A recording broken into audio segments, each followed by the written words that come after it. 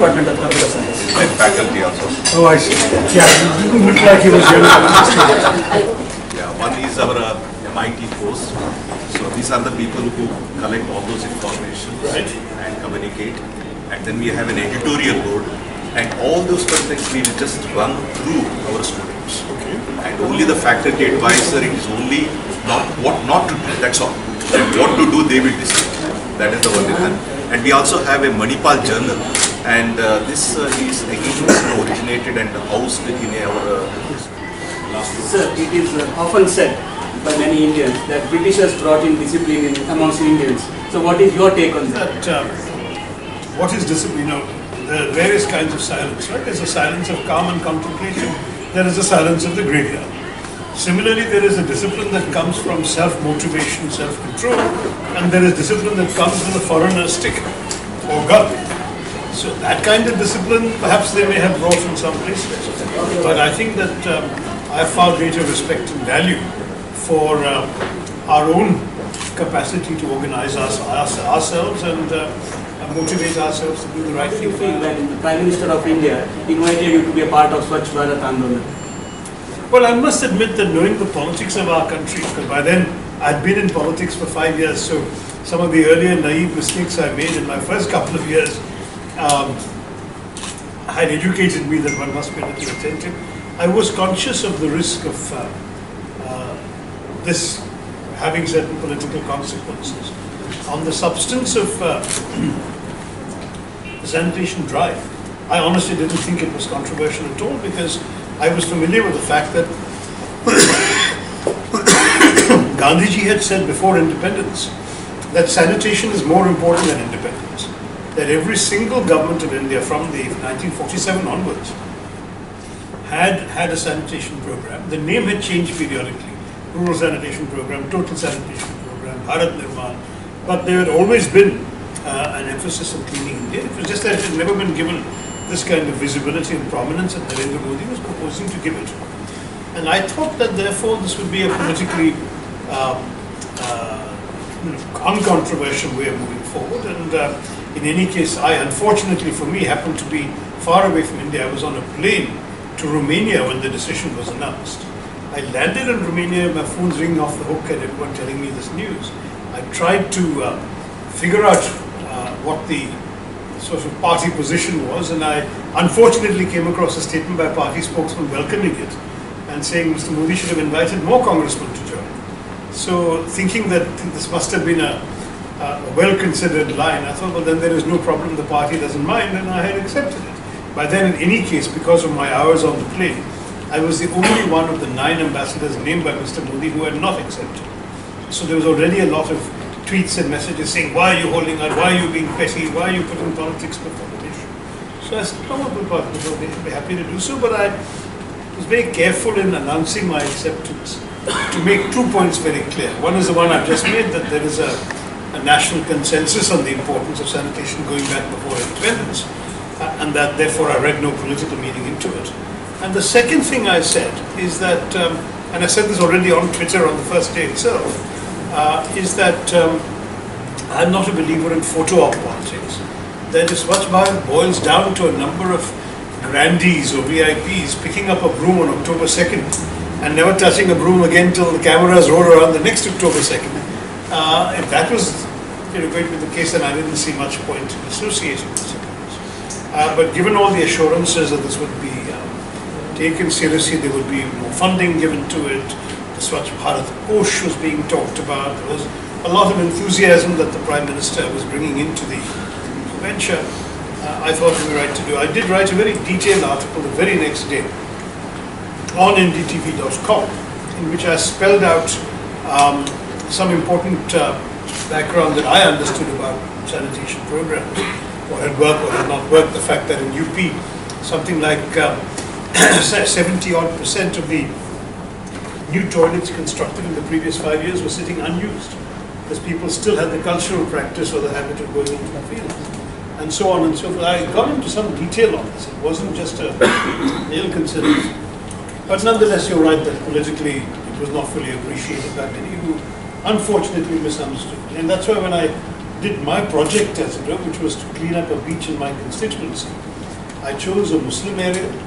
I associated the local community strongly with the cleanup, made them come and join me. I said, you are the stakeholders, you are the ones who have to wake up and live here, not me. So you come. I got the local Muslim Jamaat to sign up. And I got the Congress Party workers from that particular area to associate themselves and to join me in the cleanup. So that I tried to diffuse the allegation that this was a BJP project by doing it in a very un-BJP area. But that's all part of the political reality of it. I'm allowed just one question, sir, but I've waited 9 years for this. Oh so my I'm God. going to ask 3 questions, clubbed as one. I'd like you to keep in mind all the 3 questions as I go through them. The first question is, Antonio Guterres took over as the United Nations Secretary General. He was the High Commissioner for Refugees before that. You have worked with the High Commissioner for Refugees. In fact, you started working for the United Nations in Singapore, working for the boat people, the Vietnamese refugees. Today we have another set of boat people out there in the sea, the Rohingyas. The Indian government is doing very little about the Rohingya crisis, and you brought out the asylum seekers bill in 2015 that was squashed. What more, as you, as the chairman of the at the Standing Committee for External Affairs, the Parliamentary Committee, what more do you think that you or the Indian government for that matter can do in this case? Number one. Number two, you talk of atonement for the sins of the British Raj in your book, Heart of Darkness, Era of Darkness, and also you talk about the same in your speech in the Oxford Union debate that got famous. I would like to talk about how Jeremy Corbyn talked about how his history books in his country are dishonest about their past. Do you think our history books are dishonest in the same ways? Do you see our history books getting more of the Tamil crisis, more of the Kashmiri crisis into our realm of history? Do you see an Indian Prime Minister going to Aizawl and apologizing to the citizens for the bombings of 1966? That is my second question. My third question is, when you gave a speech in JNU right up in the aftermath of the Rohit Vemula incident and the Kanhaiya Kumar incident, you gave this 1.5 hour long speech that I went through. And in that you talked about how Kerala was the place, Kerala was a place back in the days where people were very accepting of other cultures. Some of the first Jewish persecuted Jews came to Kerala, some of the first Muslims came to Kerala, some of the first Christians came to Kerala. And how the Indian community in such, when you go back in time, was a very pluralistic place. What I find disturbing in your comparisons is that when the right-wing ideology goes back in the past and talks of how we, back in the day, were much better than what we are right now. And when you, in your book, talk of woven air in the Muslim clothes of Bengal, or you talk of secularism being integral to the Indian society, I look back and I see my grandfather discriminating against the Dalit. I look back and I see my uncle maybe discriminating against the Muslim in the village next door. And I don't see any plurality in my India, in the past of my India. Do you think it is better for us to take the German example of understanding that we have sins to atone for ourselves and start afresh rather than go ahead and tell them of a past that may not be shared by the whole of the country? So these are excellent questions. They deserve lengthier answers than I'm told I have time to give you. I've been whispered to that I have to wrap up very quickly. I'll be as brief as I can, effectively. On the refugee issue, slightly wrong one or two of the details. I didn't begin in Singapore, I began in New York, then I moved to Singapore to head the office there. And I didn't work with Guterres himself because I left the UN in 2007, beginning after my race for Secretary in 2006. Whereas he only started in 2006, so our overlap was very minimal. But I do know him and I think very highly of him and I wish him well in his job. I would say that as far as the Rohingyas are concerned, I'm one of the very few MPs who has raised his voice on the particular issue. I've written to the Prime Minister, I've written to the Home Minister, and I've written to the Foreign Minister. The Foreign Minister announced a grant of $1 million, but to the government of Burma, not to help the refugees. She was helping the government of Burma, and they're the ones who are driving out the refugees, burning their settlements, attacking them and so on. So I'm very concerned about the Indian government not living up to its own humanitarian traditions vis-a-vis these people. There's need for assistance to the Rohingyas in Delhi, and there is also need for the Rohingya people to benefit from a credible legal framework in India which doesn't exist, which is why my refugee and asylum law is, I believe, of some value in this situation. Strictly speaking, this doesn't come within the purview of the External Affairs Committee because the grant of asylum would be seen as a Home Affairs issue. But I will find I'm exploring some ways of getting the government to be a little more conscious of this issue. And all I can say, as they like to say in America, is watch this space. I haven't given up on this issue because it is an important one. Secondly, on atonement, yeah, I mean, I pointed out that one of the things the British should do is to teach the truth to their children. The week this book came out in India, there was an article by a Pakistani journalist whom I don't know personally, in The Guardian, who had brought up 2 children in London in the best public school, which as you know is a private school in London, Westminster. And she said they'd majored in history and they hadn't learned the line of colonial history. Because the British are in denial about their own past. There's a deliberate historical amnesia about their oppression, exploitation, and loot of foreign countries, which frankly, I think it's time that they actually accept, because the truth is that London would not look like this today if it were not for the proceeds of their exploitation of foreign peoples in India and elsewhere, the Caribbean and so on. Slavery, the whole lot. A lot of money came into Britain to build London, to start off the Industrial Revolution. So I'm in favor of atonement on their part. As far as your specific question about India is concerned, I have no problem in any case with any Indian ruler apologizing to his own people. I would have been very much in favor of a much earlier apology to the Sikhs in '84, to victims of any riots in this country. I don't think that a Prime Minister is in any case acknowledging any personal guilt. It is just an apology for those who feel it is needed. I mean, I don't know whether in Aizawl there is a demand. If there is such a demand, I think the first time that a Prime Minister or a senior Indian minister goes, they should assuage the pain of any people who are still feeling that pain. Mind you, that was 50 years ago. The fact still is there have been other insurgencies. We may not apologize for acting against insurgency in the name of national unity, but for any wrongs done, any atrocities committed, we should certainly apologize. I would have no difficulty demanding that myself if there were comparable cases. But I want to stress one thing which I've tried to do in the context of the book as well, that history should be faced in its own terms and for itself, but it belongs in the past. Learn the past, appreciate the past, understand the past, but leave it in the past. To my mind, there has to be some limits. There's a very famous lecture by the historian Ernest Renan in 1882 about nationalism. It's a classic for those who have studied all this. And Renan argues that one of the most important things in nation building is not only memory, it's forgetting. He says if the French people had not allowed themselves to forget the massacres in the Midi and so on that took place in forging what became the French nation, French nationality, French unity would be impossible. There'd still be grudges and memories going back to the past. So at some point you have to leave the past, but that's what I've said to the people in the Ram Janmabhoomi agitation. I don't want to argue about whether there really was a temple there or not, which is the plane at which the secular historians are arguing. My argument is different. You believe there was a temple, let us assume you were right there was a temple. Is it right for you today to take out the consequences of the destruction of that temple on people 600 years later, 500 years later, 400 years later, whatever it may be, who had nothing to do with whatever may or may not have happened at that time? That's the difference. And then your third question, I'm trying to follow each of your questions, you had so much to ask. Quickly give me a one sentence for mine.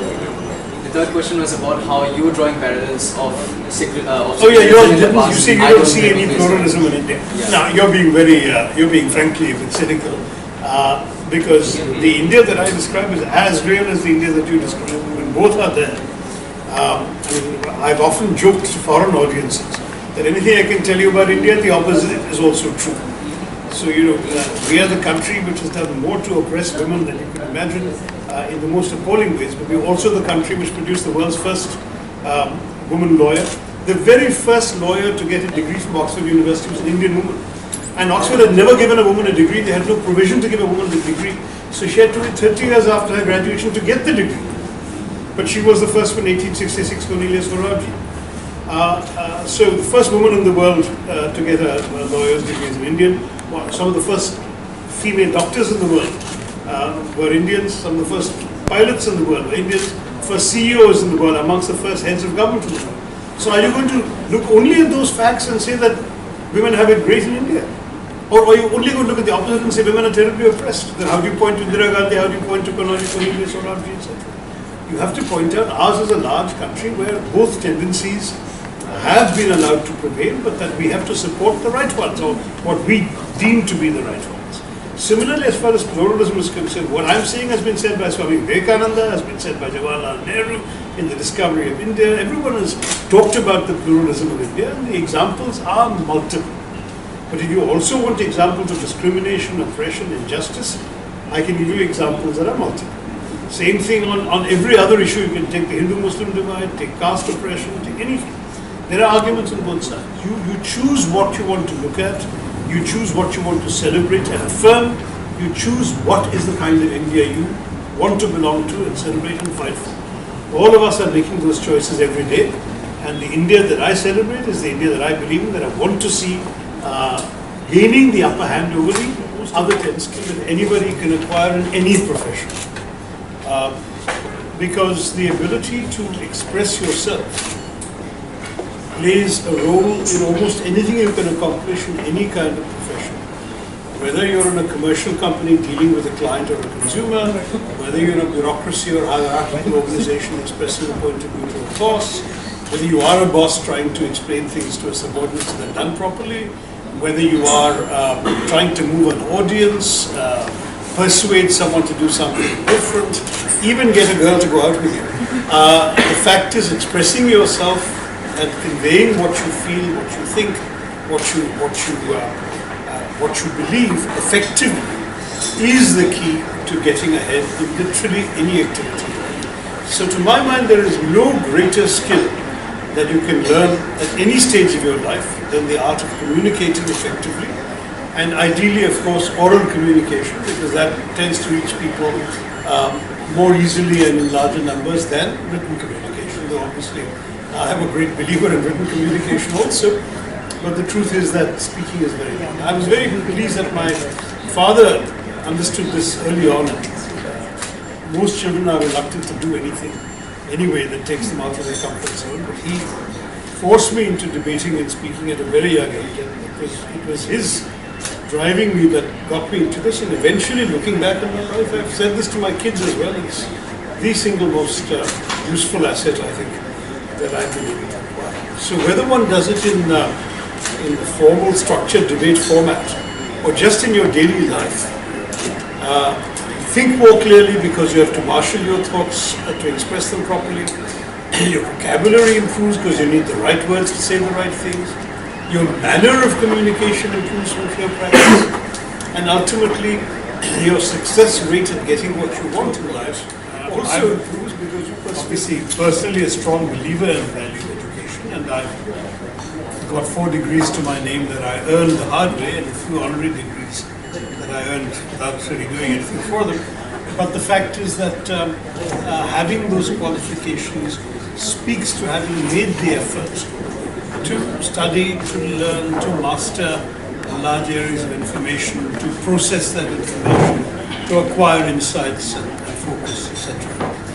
And those qualities are useful in governance because people in governance are constantly taking decisions that millions of us, and it will be good to feel that they have the capacity to fully think through the problems that they're addressing and to make decisions having understood the implications and the consequences rather than merely what may be a political benefit or short-term value to them. So governance benefits from education, yes, up to a point. But when I say only up to a point, that's because in a democracy, ultimately it is not whether the person is educated that matters, it's ultimately whether, it's ultimately whether the people who are voting in a democracy for the policies that they wish to be governed by, that those people also feel a connect to the person and that they also feel that he or she is responsive to their needs and wishes.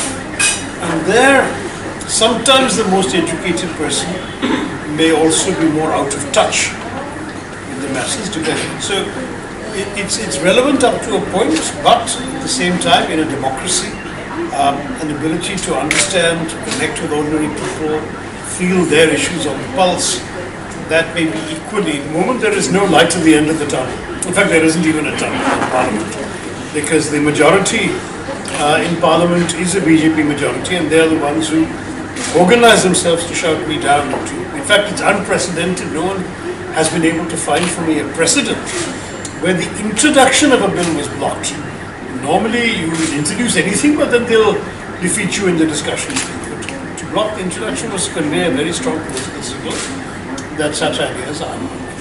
Which is why I have written that in the short term, or in the foreseeable future, the only hope for being fair to our citizens of that kind of persuasion is the judicial route. There is a review petition that has been admitted by the Supreme Court. When they hear that curative review petition, there is a hope that they might, as they have done on many other issues, that they might rule in favor of expanding the freedoms provided in the Constitution. Expanding the applicability of the freedoms are there, but it's how, with the changing of time, those freedoms can be interpreted to benefit people. This is what's happened in other democracies. If you look at the US over 200 years, they've hardly ever amended their constitution, and yet the meaning of certain phrases has been given greater depth and profundity in acknowledging the passage of time and in acknowledging the evolution of society. Equal rights, for example, overcoming racial discrimination, gender discrimination. All of these things have happened. In India too, a series of Supreme Court judgments has opened up the space much more for women. Women were denied rights in many ways under the old Victorian era penal code, and the Supreme Court has opened things up for them. So one would hope that they would also take an enlightened attitude towards those of another orientation. But at this stage, they have not scheduled the hearing, and we have to wait for it. But in Parliament, at least for the next 2.5 years of this Parliament, I don't see it. If there is a Congress majority ever, and the present leadership of the Congress party would certainly support it,